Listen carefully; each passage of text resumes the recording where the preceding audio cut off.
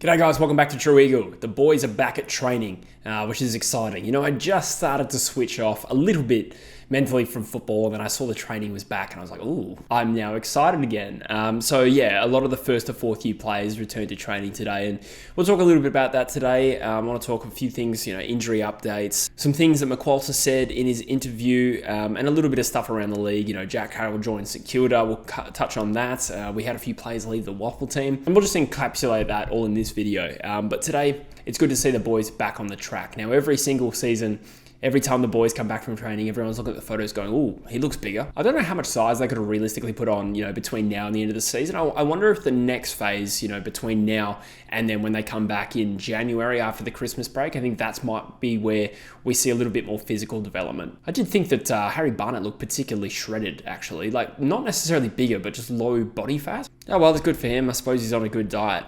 But interestingly, we're only expecting the first to fourth year players back today, but instead we saw a whole host of experienced players. So both co-captains were there, which is good. I don't know if that's kind of a common thing. I mean, it seems like in their nature to be in there to try and set standards. They're first-time captains trying to do their thing and lead the way. But I do remember Shuey doing that a fair bit towards the end of his career. But it wasn't just those boys. Jake Waterman was there, Jamie Cripps, Elliot Yeo, these boys getting back real early. I presume it's probably Jamie Cripps' last season, so kudos to him for getting back out there and trying to help the young boys during this early phase. I think a lot of the senior players come back in a couple of weeks, so we didn't see any of the new recruits in Liam Baker, Jack Graham, and Matt Owies. I'd imagine they're all trying to get their life together a little bit, particularly Matt Owies. Probably didn't know he was coming to West Coast until right before it happened. I think Jack Graham got married as well, so we'll have to wait a little bit to see those boys on the track. But other guys like Jaden Hunt, Tom Cole, also there, which is good because I think Jaden Hunt played through injury a fair bit towards the back end of season 2024 with like a toe complaint.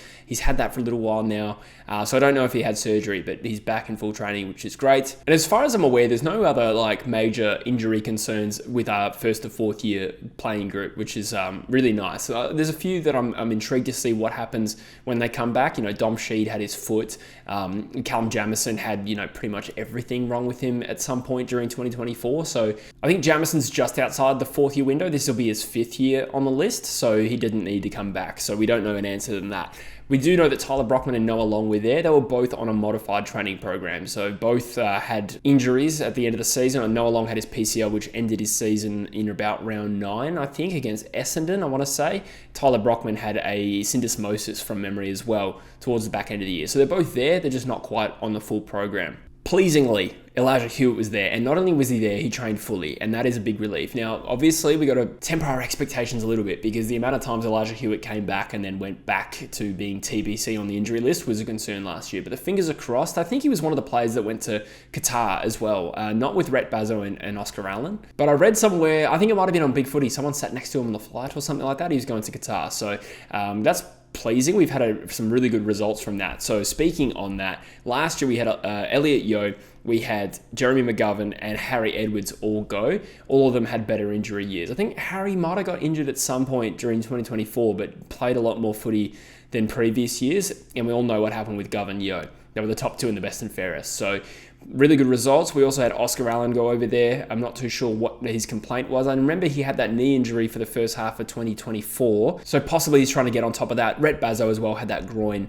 and he won an AFL spot in the last game of the season against Geelong. So fingers crossed. There's actually this photo of them in Qatar, and it's good to see Rhett Bazzo looks like a pretty well-formed AFL player now as a key position player. You always got to be a little bit patient, but both in terms of height, like he's not too much shorter than Oscar there, and in terms of his frame, he's looked like he's put on a lot of size as well. So that will only help him in this season and beyond. But yeah, speaking on Hewitt, there were some nice little moments in the training. He trained well. I honestly had no idea whether he was going to come back on a modified program. That would have been concerning considering it feels like a while ago he had that surgery, but if he's there for day one of the preseason, I'm happy for him, and it really bodes well for us because I think some people have forgotten how good he is, and I think he will be a very, very good 1-2 punch with Harley Reid. There's some really good footage on the Eagles YouTube channel and on the website as well. McQualter holds his first team meeting. He's talking a lot about roles and playing under a good system, which I can completely agree with. Not that my opinion matters against an actual AFL coach, but I think building a good system is primarily what this team needs to focus on, and the talent can fill those gaps. And he says it's not about kicks and handballs and marks, obviously, like recorded stats. It's about how well you play your role. Now, this might all sound cliche, but it is very Richmond-esque.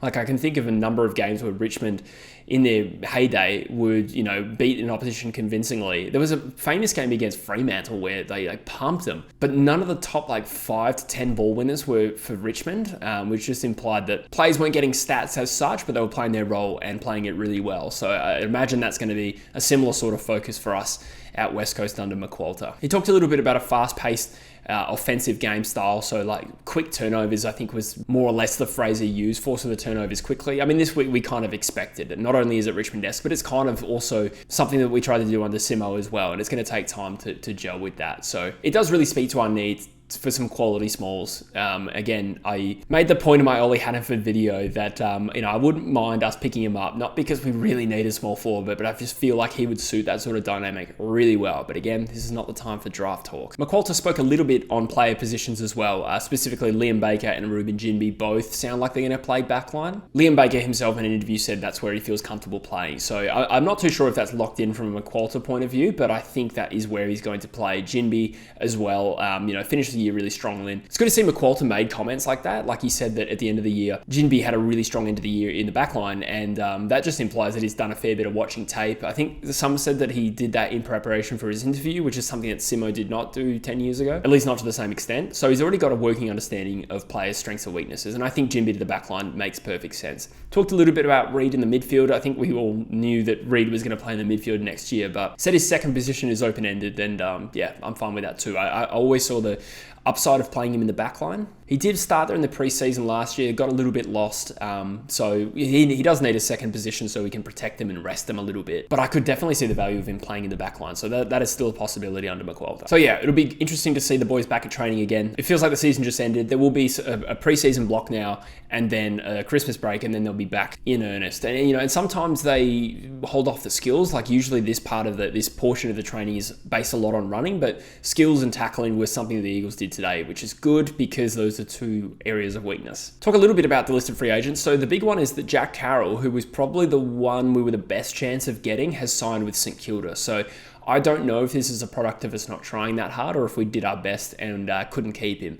I mean, he's West Australian from East Fremantle, but he's already set up in Melbourne, so the temptation there to stay in Melbourne and play for a different club, fair enough. And St Kilda probably has a better immediate future than the West Coast Eagles. I don't think it's the be-all and end-all that we missed out. I think we're deliberately holding off at the moment to leave flexibility with this draft. Now, how exactly we're going to be aggressive trading back into it, I am not too sure. I think we won't find out until the night exactly how that's going to play out. But bottom line is I think we're holding off a little bit on our delisted free agents, and that's fair enough. I still would like a mature key position defender. On the other hand, though, Kobe Bergill does seem like he is a good chance to be re-signed by the club. He's been delisted and can be signed as a train-on after the drafts. It is possible you rookie draft him, but we could hold that pick, take an actual rookie draft selection and sign him directly in the preseason. I'm not too sure exactly why we're doing this. I can only assume it gives us the flexibility of holding that selection, that it once again gives us flexibility to trade maybe multiple picks into this year's draft, and then we can see if we've got a main list spot left for Bergill,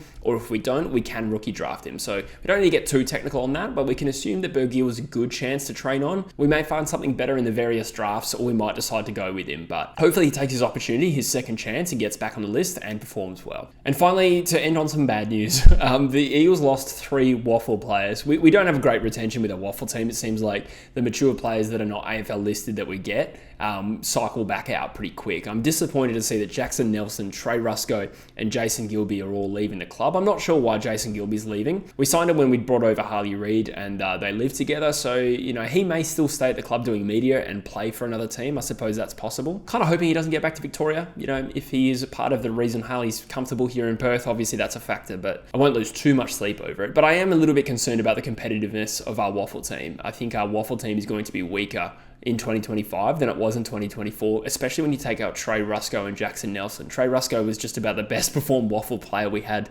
last year, and I presume he's just got a better opportunity. I think he's from East Fremantle originally, so perhaps he's going back there. I'm not too sure, but either way, the WAFL Eagles seriously need to recruit some good quality mature players who are at least going to help us be competitive, even if they're not necessarily our best players. just filling out that team, making it more competitive is a serious concern. So we'll wait and see until the WAFL team is finalised before I panic too much, but I do think that is a bit of a blow. That'll probably do now for the update, guys. Let me know in the comments any other observations. What do you think about Jack Carroll not signing with the West Coast Eagles? I think there'll be some of you that will be disappointed out there. It would have been nice to have had him. Again, I'm not too sure if we decided not to go for him or, he just preferred St Kilda's offer, but we move on and we still have those list spots to play with, and it'll be interesting to see what we do with them. But for now, I'll thank you for watching. I'll thank you for being subscribed, and I'll see you in the next one. Cheers.